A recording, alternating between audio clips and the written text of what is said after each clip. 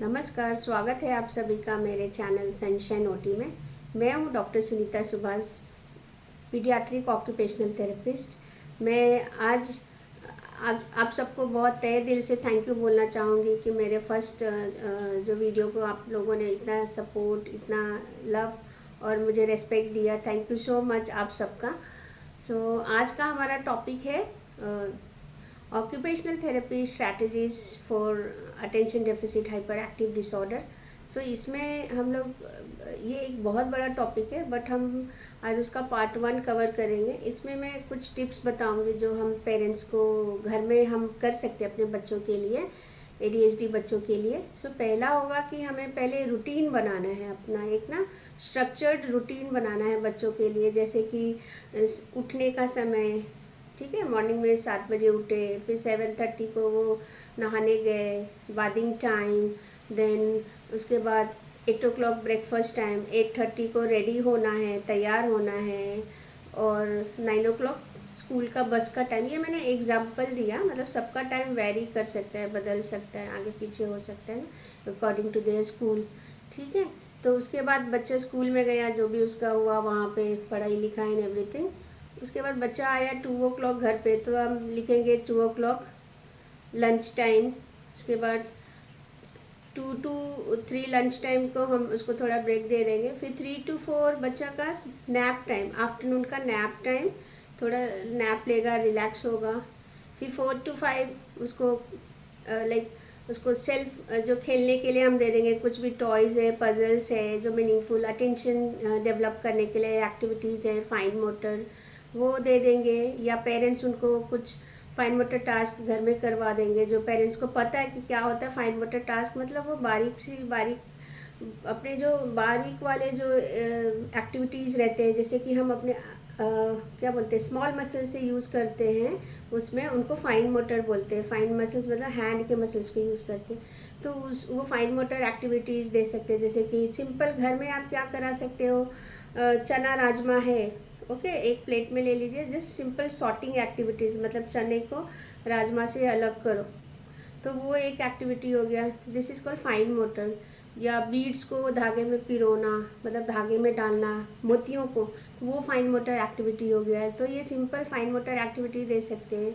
तो ये 4 to 5 का टाइम निकल गया। उसके साथ कुछ पजल्स एक्टिविटी दे सकते हैं। पजल्स में जैसे कॉन्सेंट्रेशन वाली puzzles, according to their age हम उनको प्रोवाइड कर सकते हैं, जो भी हमारे पास है घर में, तो ये दे सकते हैं। देन उसके बाद 5 to 6 आउटडोर एक्टिविटीज़ के लिए बच्चों को भेजना बहुत ज़रूरी है। या जैसे कि जो भी आउटडोर एक्टिविटीज़, गार्डन, कुछ नहीं तो गार्डन में जाना है, कुछ फिजिकल, मतलब वहाँ पे खेलना है, बच्चों के साथ खेलना है, और वहाँ पे एनर्जी उनकी जैसे वो चैनलाइज हो जाएगी, जो एक्स्ट्रा एनर्जी है ना वो चैनलाइज हो जाएगी, वो फिजिकली टायर्ड होके घर में आएंगे। तो जैसे कुछ भी स्पोर्ट्स खेल लिया, कुछ रनिंग कर लिया, या कुछ वहाँ पे झूला खेल लिए, स्लाइड खेलिए, तो इसमें भी एक्स्ट्रा एनर्जी हमारी चैनलाइज हो जाती है बच्चों की। तो उसके बाद बच्चा घर पे आया तो हम उसको फिर फ्रेशन अप हो गया, कुछ खाया पिया, फिर पेरेंट के साथ क्वालिटी टाइम स्पेंड किया, फिर हम उसको बोलेंगे स्टडी टाइम 8 o'clock, राइट। तो स्टडी टाइम जब आया तो बच्चे का स्टडी टाइम आप एक कैसी जगह बनाएंगे, एक क्वाइट, मतलब एकदम शांत क्वाइट प्लेस होता है ना, शांत कॉर्नर एक रूम में, जहाँ पे उसको डिस्ट्रैक्शंस ना हो, वहाँ पे कोई आवाज़ नहीं आ रहा है। पहले हम ऐसे शुरुआत करेंगे कि कॉर्नर ऑफ द रूम में बनाएंगे, तो वहाँ पे कुछ ज़्यादा डिस्ट्रैक्शन, विजुअल डिस्ट्रैक्शंस भी नहीं होना चाहिए। जैसे ये कैलेंडर लगा है, वो लगा, बच्चे फिर यहाँ देखते हैं वहाँ देखते हैं, लाइक दैट। फिर वहाँ पे एकदम साफ़ सुथरी जगह, एक साफ़ सुथरी मतलब टेबल पे ऐसे कुछ डिस्ट्रैक्शंस ना हो आजू बाजू, वैसा एक वो बनाएंगे। उनके साथ कुछ उनको लिखने को दे दिया, तो उसमें हम बच्चा जब होमवर्क दे दिया, स्कूल का होमवर्क, राइट, तो उसमें हम बोलेंगे कि ठीक है, उसको भी हम सिंपलर फॉर्म में देंगे। जैसे कॉम्प्लेक्स टास्क है तो उसको हम छोटे छोटे स्मॉल टास्क में तोड़ देंगे। जैसे टीचर ने हमें 2 पेज राइटिंग दिया है, तो पहले बोलेंगे ठीक है आप हाफ पेज लिख के दिखाओ, ठीक है, हाफ पेज लिखा, फिर उसके बीच में वो पूरा नहीं कर पाएगा, वो रेस्टलेस हो जाएगा, हाफ पेज भी लिखना रहेगा बच्चे को। कोई बच्चे हमारे कर लेते हैं 1 पेज एट अ स्ट्रेच, तो हाफ पेज देंगे। फिर उसके बाद उनको मूवमेंट ब्रेक दे देंगे। मूवमेंट ब्रेक मतलब अगर कुछ काम है तो उनको बुला के आप बोल दो जाओ ये ग्लास किचन में रख दो, जाओ डैडी को दे दो, लाइक दैट। वो सब आप उसको मूवमेंट ब्रेक दे सकते हैं। सो ये हो गया हमारा मूवमेंट ब्रेक, ठीक है। फिर बच्चा आया 8 to 9, मतलब हमने स्टडी टाइम रखा ना 1 आवर, तो फिर से कंप्लीट किया। फिर उसमें मतलब आप 2 मूवमेंट ब्रेक दे सकते हो। एवरी 20 मिनट्स में 5 मिनट्स का मूवमेंट ब्रेक ऐसे दे देना है। तो इससे क्या होगा, बच्चे को भी लगेगा वो रेस्टलेस नहीं होगा, अपने जो चिड़चिड़ापन और जो उसके बिहेवियर वो दिखाएगा वो नहीं दिखेगा, एंड एक फोकस्ड वे में फोकस करके वो अपना काम और जो भी होमवर्क है कंप्लीट करेगा, राइट। सो ये हो गया हमारा होमवर्क का। फिर हम जाएंगे उसके बच्चा जब ये भी क्या बोलते हैं बिहेवियर, ये हमारा चैनलाइज हो गया पॉजिटिवली। जो भी टास्क दिया बच्चे ने अच्छा किया तो हमें उसको रीइंफोर्स भी करना है उसके बिहेवियर को, मतलब बच्चे को मोटिवेट करना है उसको, हमें बहुत वेरी गुड, वेल डन, आपने बहुत अच्छा किया, ऐसे करके उनको अप्रिशिएट करना है। तो उसके लिए बच्चे को आप या तो छोटा बेबी है तो हैंड में स्टिकर दे दीजिए, पेन से ही दे दीजिए, पेन से स्टार दे दीजिए, स्माइली दे दीजिए। मैं यूजुअली क्लिनिक में ऐसे देती हूँ तो बच्चे बहुत मोटिवेट हो जाते हैं, ये दे सकते हैं। और जब कोई बड़ा बच्चा है तो उसको कुछ ऐसे मतलब एक ब्लैक बोर्ड या किसी पेपर पे एक डायरी मेंटेन कीजिए, उसमें उसको वेरी गुड, वेल डन, उसके एक पॉइंट दे दीजिए, मतलब कि आपका जो भी 10 मार्क्स है तो उसमें उसको 10 आउट ऑफ 10 दे दीजिए, उसने काम कंप्लीट किया, राइट। तो पूरा हफ्ते भर का एक बिहेवियर चार्ट मेंटेन करना पड़ेगा। तो 10 मार्क्स मिला उसको आज के होमवर्क कंप्लीट करने के, एंड देन उसको पूरे हफ्ते भर का जो उसका ये रहेगा मार्क्स रहेगा काउंट करके। जब सपोज हफ्ते भर में उसको 10 मतलब पूरे होमवर्क के मार्क्स मिले, सो टोटल पॉइंट उसके 7 डेज के 70 हो गए। तो 70 या आप बोलो कि 50 अबव आएगा तो आपको एक ये उसका कुछ फेवरेट सीरियल उसको देखने को दे दिए, या उसको कुछ उसका फेवरेट फूड बना के खाने को दे दिए। तो ऐसे हम बच्चे को मोटिवेट करते हैं। सो लाइक दैट हो गया, उनका होमवर्क वाला भी टास्क हो गया इजीली। फिर अब रही बात, होमवर्क हो गया, फिर उनका हम एक स्लीप टाइम मेंटेन करेंगे। होमवर्क के बाद देन डिनर हो गया, डिनर हमने 9 o'clock खा लिया, उसके बाद फिर 10 o'clock डिनर के बाद स्लीप टाइम। तो स्लीप टाइम के पहले बच्चे को मतलब आपको आप देखना है कि उसका स्क्रीन टाइम बहुत ज़्यादा ना हो, कम से कम हो, कम से कम 2 घंटे पहले स्क्रीन टाइम ख़त्म हो जाना चाहिए, ठीक है। तो वो अच्छे से उसका जब सोएगा तो मेलाटोनिन हार्मोन उसके ब्रेन से सेक्रीट होगा जो कि स्लीप हार्मोन है। और जब बच्चा सुबह उठेगा, सपोज वो 6 o'clock या 7 o'clock उठ रहा है, तो एकदम तरोताज़ा वो फ्रेश फील करेगा और उसका पूरा दिन का शुरुआत एकदम अच्छा होगा। ओके, सो ऐसे होगी दिन की शुरुआत। और फिर इसके साथ एक्स्ट्रा हम कुछ और भी मैं बताना चाहूँगी। जैसे ये तो हमारे जो बच्चे होते हैं ना, उनमें सेंसरी प्रोसेसिंग इश्यूज भी रहती है। उस मतलब कि हाइपर एक्टिविटी केवल एक रीज़न से नहीं होता है, उसके बहुत सारे कॉजेज़ हैं। तो पहला कॉज तो हमने देखा था कि न्यूरोट्रांसमीटर, या बोलो आप बोलेंगे कि हार्मोन की इम्बैलेंस की वजह से, जैसे डोपामिन और नॉरएपिनेफ्रिन, ये जो भी है, इनकी इम्बैलेंस की वजह से हमारे ब्रेन में, बच्चे के ब्रेन में ये ADHD हुआ। बट दूसरा कॉज होता है, जैसे हमारे कुछ बच्चे होते हैं उनमें सेंसरी प्रोसेसिंग इश्यूज़ भी रहती है। जैसे सेंसरी प्रोसेसिंग इश्यूज़ मैं आपको नेक्स्ट वीडियोज़ में डिटेल में बताऊंगी, लेकिन वो एक ब्रीफ आइडिया देती हूँ कि उनमें सेंसरी इश्यूज़ रहती है। लाइक उनको बहुत ज़्यादा लाइट फील हो रहा है, कहीं भीड़ भाड़ की जगह में गए तो उनको साउंड भी ज़्यादा फील हो रहे हैं, है ना, कुछ बहुत ज़्यादा लोग नहीं चाहिए। सो ये सब सेंसरी इश्यूज़ रहते हैं, मतलब उनको हर चीज़ों से मतलब ज़्यादा है या कम है तो भी परेशानी होती है। सो हमारे जो 5 सेंसेज है वो या तो एक्स्ट्रा रिसीव कर लेते हैं कोई किसी भी सेंसेशन को, या कम मात्रा में रिसीव करते हैं। तो ये हो गए सेंसरी प्रोसेसिंग इश्यूज़। तो हमारे ये बच्चों में भी होती है। और कभी कभी क्या होता है, हमारे जो इंटरनल सेंसेस होते हैं, लाइक उससे भी हमें, बच्चा हमारा छोटा है, नहीं एक्सप्रेस कर पा रहा है, तो उसकी वजह से भी बच्चा हाइपर एक्टिव हो जाता है। जैसे छोटा बच्चा है, उसका स्पीच डिले है, तो वो क्या होगा, इंटेरोसेप्टर्स हम बोलते हैं, इंटरनल जो हमारे सेंस ऑर्गन से, लाइक हम जैसे कि सेंसेशन फॉर द हंगर, बच्चा भूखा है तो रो रहा है, चिल्ला रहा है, ओके। या बच्चे को कुछ पेट में दर्द है तो वो एक्सप्रेस नहीं कर पा रहा, उसको पेन हो रहा है, कुछ गैस, तो वो फिर उसको अनकंफर्ट और इरिटेबल हो रहा है, या बच्चे को लाइक प्यास लगी है, या बच्चे को बहुत ठंडी लग रही है ना, तो उससे भी ये सब हमारे इंटेरोसेप्टर्स है।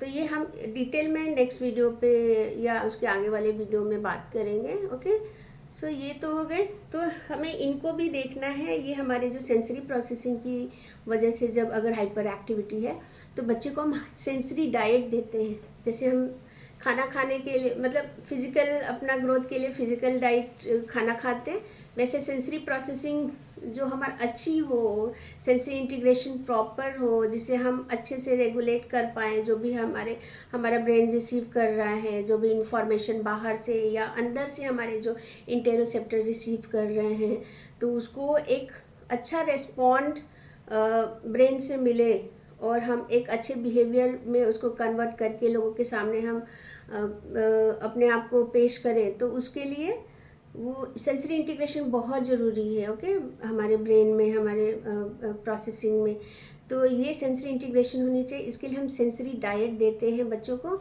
सेंसरी डाइट में जैसे बच्चे को, हमारे ADHD बच्चे में हम heavy weight like proprioceptive activities देते हैं, जिसमें कि बच्चे को heavy weight activities like pulling, pushing, pull मतलब कोई हैवी फर्नीचर तो उसको पुश करना है, पुल करना है, जैसे टग ऑफ वॉर है, रस्सा कसी वाला गेम, उसको पुल करना है। तो इससे क्या होता है, हमारे जॉइंट जो प्रोप्रिसेप्शन होते हैं, हमारे sensation for the joint and sensation under the joint, okay, and muscle, तो इसको हम बोलते हैं प्रोप्रिसेप्शन।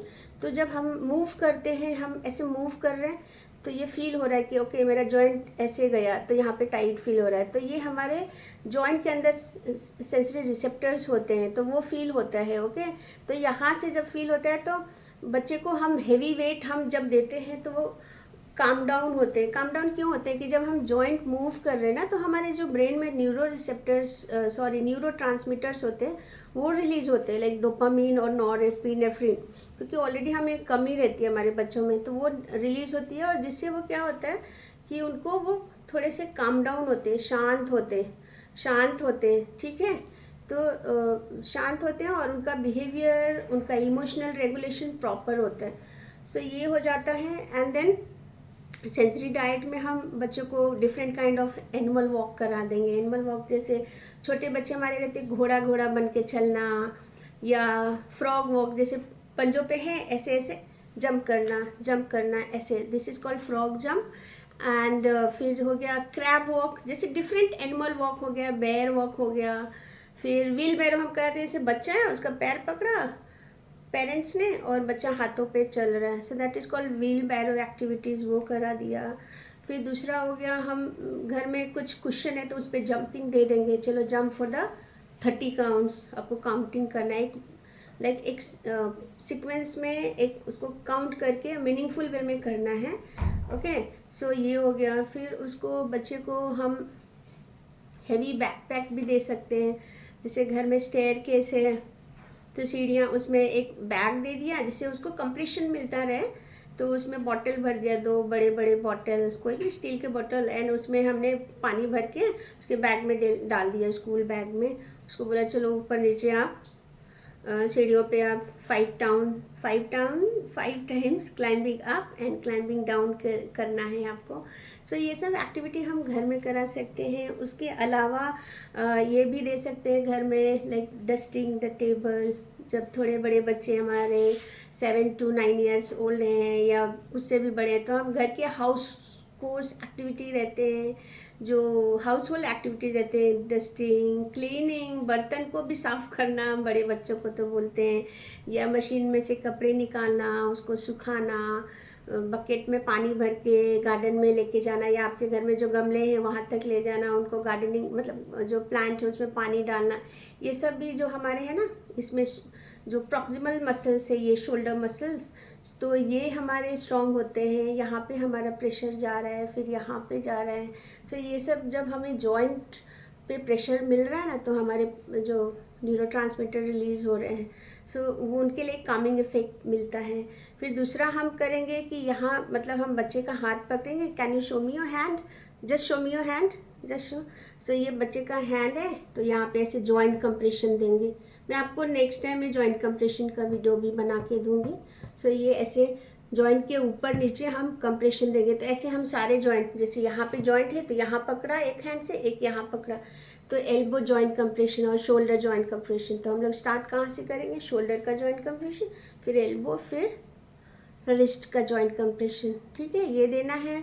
फिर ऐसे ही लेग में देना है, हिप, नी एंड एंकल, ऐसे ऐसे जॉइंट कंप्रेशन, मतलब इनसाइड को बच्चे का जॉइंट को ऐसे अंदर पुश करना है एंड देन होल्ड करना है 1 2 3 4 5 एंड देन रिलीज। ऐसे जो पेरेंट्स थेरेपी करते हैं उनको पता है, दे ऑलरेडी नो, बट जो नहीं पता उनके लिए मैं एक वीडियो इसका बना के अपलोड करके नेक्स्ट कभी अगले सेशंस में मैं दूंगी। और फिर उसके बाद हम लोग करते हैं, जैसे बच्चे को एक बेडशीट में थोड़ा सा रोल कर देते हैं, लपेट देते हैं, और ऊपर से थेरेपी बॉल होता है हमारे पास, जिम बॉल, उससे हम प्रेशर देते हैं। ठीक है, ऐसे सुला के बेड पे, तो वो हमें देना है। तो ये सब हमारी हो गई proprioceptive activities to make them calm down, बच्चों को शांत करने के लिए। फिर नेक्स्ट हम क्या करेंगे, बच्चे को जब उनकी बिहेवियर और अटेंशन स्ट्रैटेजीज़ के लिए मैंने पहले ही बोल दिया कि फाइन मोटर एक्टिविटीज़ देना है। उनकी बिहेवियर के लिए पहले हमें उनको मतलब रीइंफोर्समेंट देना, पॉजिटिव रीइंफोर्समेंट, कि थोड़ा भी छोटा भी काम किया तो उनको वेरी गुड, बहुत अच्छा, थम्स अप, ऐसे ना प्रेज करना है, या छोटे बच्चे स्टिकर या स्टार स्माइली देना, उनको मोटिवेट करना है। तो इससे क्या होता है, उनका जो नेगेटिव बिहेवियर, गुस्सा, चिड़चिड़ापन और जो अपने इम्पल्स को कंट्रोल नहीं कर पाते, वो एक पॉजिटिव बिहेवियर में कन्वर्ट हो जाता है। धीरे धीरे धीरे धीरे ब्रेन में कंडीशनिंग होती है। तो नेगेटिव बिहेवियर, उनको लगता है ना मुझे इतना प्रेज मिल रहा है तो मैं अच्छा करके क्यों ना दिखाऊं, तो वो अच्छा करने लगते हैं। ओके, तो ये कंडीशनिंग होती है ब्रेन में, और वो एक नेगेटिव बिहेवियर पॉजिटिव बिहेवियर में कन्वर्ट हो जाता है। नेक्स्ट ये आपको फिर दूसरा, मतलब जो 5th हमारा पॉइंट रहेगा, वो कुछ हम बच्चों को योगा भी हम सिखाते हैं। योगा सिखाते हैं, मतलब योगा भी आप करा सकते हो घर में, जैसे कि ताड़ासन हो गया, ये कंसंट्रेशन के लिए बहुत स्पेसिफिक योगासन है। जैसे कि ताड़ासन समझ रहे हैं ना, जैसे पंजों पे खड़े होके और ऊपर हाथ करना है, सो दैट इज ताड़ासन। वृक्षासन, ठीक है, ये हो गया। फिर उनको डीप ब्रीदिंग एक्सरसाइजेज, ये करके आप ऐसे डीप ब्रीदिंग एक्सरसाइजेज, ऐसे आप उनको 10 टाइम्स डीप ब्रीदिंग एक्सरसाइजेस करा सकते हैं। नेक्स्ट उसके बाद आप उनको कोई भी, अगर आप जो भी रिलीजियस इसके हैं, तो मैं ये नहीं बोलूँगी, भगवान के सामने बैठ के थोड़ा सा कोई पिक्चर है वहाँ पे आपको जस्ट देखना है एंड मेडिटेट करना है। तो इससे उनको काफ़ी फोकस, कंसंट्रेशन ये इम्प्रूव होता है। और हमारा लास्ट पॉइंट रहेगा, लास्ट तो नहीं बोलूँगी, अभी बहुत इसमें भूलना है मुझे, पूरे फैमिली मेम्बर को मतलब इसमें इन्वॉल्व होना है। फैमिली इन्वॉल्वमेंट बहुत ज़रूरी है। जैसे घर में जितने भी फैमिली मेम्बर्स हैं, मम्मी हैं, पापा हैं, तो वो तो करेंगे ही। ग्रैंड पेरेंट्स का भी इन्वॉल्वमेंट उतना ही ज़रूरी है। लाइक जब हम पेरेंट्स, हमारे पेरेंट्स सब करवा के लेते हैं बच्चों से, तो ग्रैंड पेरेंट्स को भी वैसे ही फॉर्म रह के, फॉर्म मतलब थोड़ा स्ट्रिक्ट रह के, डिसिप्लिन में रह के वो सब उनको करवा के लेना है। ओके, सब एक्टिविटीज़, और उनको तब तक मोटिवेट करना है जब तक करे नहीं। ऐसा नहीं कि पेरेंट्स ने बोला और बच्चा जाके ग्रैंड पेरेंट, दादा दादी के पास जाके छुप के बैठ गया, नहीं करना है। बच्चों को ये भी होता है ना, नहीं करना है, उनको फॉलो नहीं करना रहता है इंस्ट्रक्शंस। तो ऐसे नहीं, उनको भी ग्रैंड पेरेंट्स का भी उतना ही इम्पॉर्टेंट रोल है हमारे बच्चों को अपब्रिंगिंग में। तो ये हो गया। और हाँ, सबसे इम्पॉर्टेंट पॉइंट है डाइट। हमारे ADHD बच्चों के लिए डाइट क्या होनी चाहिए, ठीक है। तो डाइट में सबसे पहले शुगर है, जो चीनी, शक्कर, ये वाली चीज़ें जितनी भी हैं, जैसे कि मिठाइयाँ हो गई, कोल्ड ड्रिंक हो गई, केक, पेस्ट्रीज, जितने प्रिजर्वेटिव वाली चीज़ें हो गई, जो पैकेज फूड रहते हैं जैसे कि चिप्स, कुरकुरे, ये सब नहीं देना है बच्चों को बिल्कुल भी। धीरे धीरे धीरे धीरे आप उनको बंद कर देना है, मतलब ऐसे जैसे कि 1 महीने के अंदर, 15 दिन के अंदर धीरे धीरे बंद कर देना है। फिर हमें बच्चों को जो पिज़्ज़ा, बर्गर, ये सब भी नहीं देना है। जो रिफाइंड वाले चीज़ें रहती हैं, जैसे कि रिफाइंड फ्लोर वाले, मैदा से बनी हुई चीज़ें, बिस्किट, पिज़्ज़ा, बर्गर और क्या बोलते हैं उसको, दिस कॉर्नफ्लावर से बनी चीज़ें आजकल बहुत बच्चे खा रहे हैं ना, तो वो भी नहीं, ये पकौड़े वो पकौड़े वो भी नहीं देना है, जैसे वो चाइनीज़ पकौड़े काइंड ऑफ।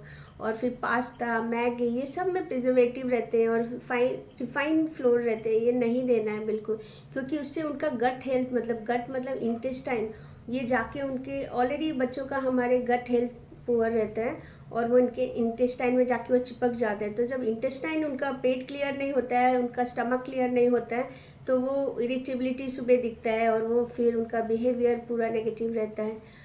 सो ये सब करना है। और सबसे इम्पॉर्टेंट चीज़ है, हमें हम जो भी रूटीन फॉलो कर रहे हैं ना, उसमें कंसिस्टेंसी होनी चाहिए, मतलब कि कंसिस्टेंट रहना है, मतलब डिसिप्लिन में रहना है, डिटर्मिन रहना है कि नहीं मुझे करना ही है। और मैं सब पेरेंट्स को बोलती हूँ, एक डायरी मेंटेन करो। जैसे हम अपने लिए भी डायरी मेंटेन कर सकते हैं कि मैंने बच्चे को आज ये कराया, ये किया, बच्चे ने इसमें सक्सेसफुल हुआ, ये काम हमारा किया, ये नहीं किया, तो जिसमें नहीं किया उस पर हमें फिर से वर्क करना है। और सबसे पहली बात कि हमें फाइंड आउट करना है कि बच्चे की कमजोरी क्या है और उसकी स्ट्रेंथ क्या है, मतलब उसकी वीकनेस क्या है, उसकी स्ट्रेंथ क्या है। तो जो स्ट्रेंथ है उसको हम बढ़ावा देंगे, जो वीकनेस है उसको हम और इम्प्रूव करेंगे, ठीक है। जैसे कि कोई बच्चा का स्ट्रेंथ है म्यूज़िक, अच्छा गाना गाना, पेंटिंग, ड्राइंग या डांसिंग, तो उसमें हम उनको और मोटिवेट करेंगे जिससे उनकी एक्स्ट्रा एनर्जी चैनलाइज हो जाए और उनको सेल्फ कॉन्फिडेंस बढ़े।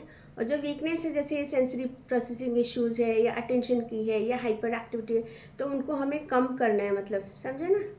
तो ऐसे थैंक यू सो मच, आपने इतना टाइम दिया। मेरा मतलब जो भी है आप मुझे कमेंट करके बताइए, मैं इसमें और क्या आपको बता सकती हूँ। और मेरा अगला वीडियो रहेगा sensory processing and sensory diet पे। Thank you so much.